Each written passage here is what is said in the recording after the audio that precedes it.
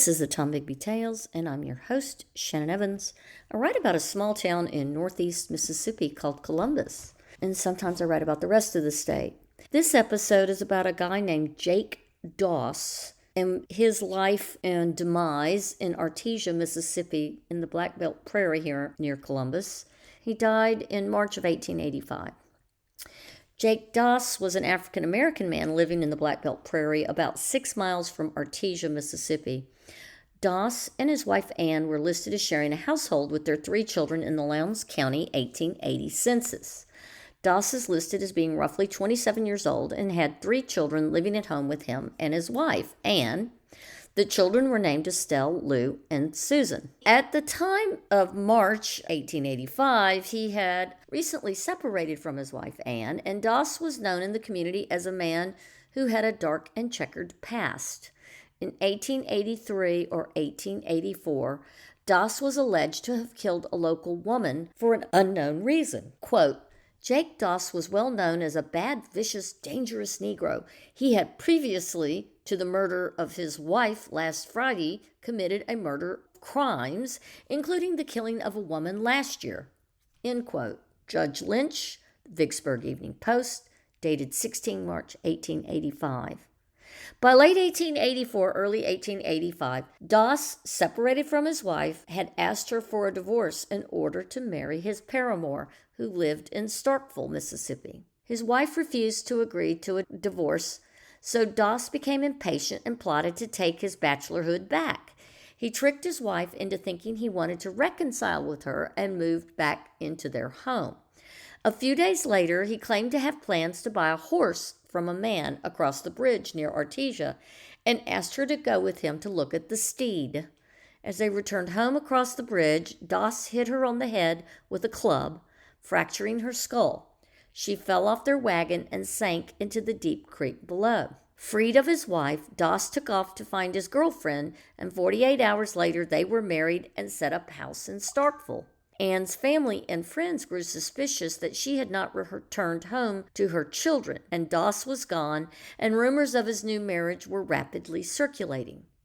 People reported seeing him go to Artesia with his wife across the bridge, but never saw her with him after he crossed the bridge on the return home. Neighbors went to look for his wife, Ann, and her body was found in the creek, weighted down by rope tied around railroad iron. Quoted from the Weekly Democrat, 18 March 1885, a warrant was sworn out charging Doss with murder, and he was arrested in Starkville and brought back to Artesia for preliminary examination.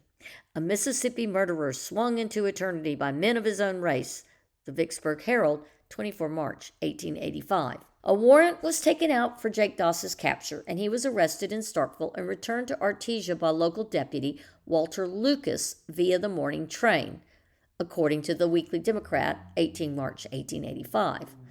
Doss was brought over before Justice Cook that same day and was bound over on a $2,500 bond for transfer to the county seat. Doss was put in a locked upper room of a store — the town had no separate jail in Artesia at that time — to await removal to Columbus to the courthouse the next morning. Later that same evening, between 200 and 300, and some reports claim 300 to 400, black and white masked men from the community gathered in Artesia. A dozen of the men quietly entered the store and went up the stairs, where Doss was confined with 2 armed guards. The delegation of men took Doss from the room after promising not to harm the guards if they stepped aside. The guards were easily overpowered by the dozen or so men and relinquished the prisoner, per the Weekly Democrat, 18 March 1885. The crowd then marched Doss to the M&O Railroad trestle a few hundred yards away from the store. On top of the bridge, the spokesman for the group asked Doss where his wife was. Not knowing that his wife's body had already been found, Doss responded, "I gave a man $25 to take her. I don't know where she is." Someone in the crowd shouted, "We found her." Doss knew he'd been found out and apparently showed no fear. As the leaders of the mob brought Doss to the edge of the trestle bridge, an older man in the crowd knelt and began to pray for Doss's soul in a long-winded prayer.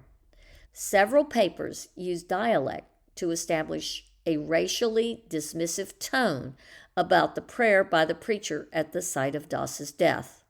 Quote, arriving at the appointed spot, an old Negro in the crowd knelt down and offered up a prayer for the po misfortunate brooder about to evacuate this earth. He was elegant and too long-winded. A model morning, the Huntsville Independent, 26 March, 1885. The mob, growing impatient with the adjunct professor's 30-minute prayer that appeared to be droning on possibly longer, was cut off by one of the leaders of the mob. A rope was brought to the front of the crowd, and his would-be executioner tied one end to the trestle. The executioner struggled to fashion the end of the rope into a batch of knots roughly resembling a noose. Impatient, Doss told the man, I don't want to be at my own hanging all night. Give me that. Per the Huntsville Independent, 26 March, 1885. Doss took the rope out of the man's hands and tied the noose, so it was snug to the left side of his neck. Doss had his hands then tied behind his back, and he was brought to the trestle's edge. He was pushed over the side to his impending death. Unfortunately, he landed in the soft soil and sand below unhurt. The rope was too long. Doss was hauled back up to the top of the trestle. The rope was shortened by several feet, and he was dropped over the side again. Doss's, quote, neck popped like a dried stick, end quote. The Huntsville Independent, 26 March, 1885. The crowd quickly dissipated, leaving him hanging there until morning.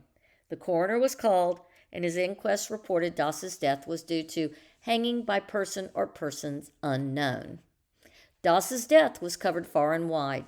The Watertown News of Wisconsin, the St. Louis Globe of Missouri, the Buffalo Commercial in New York, the New York Times, and the Brooklyn Daily Eagle reported the story, as did the San Francisco Examiner, the Eaton Democrat, and the Evening Tribune from Kansas.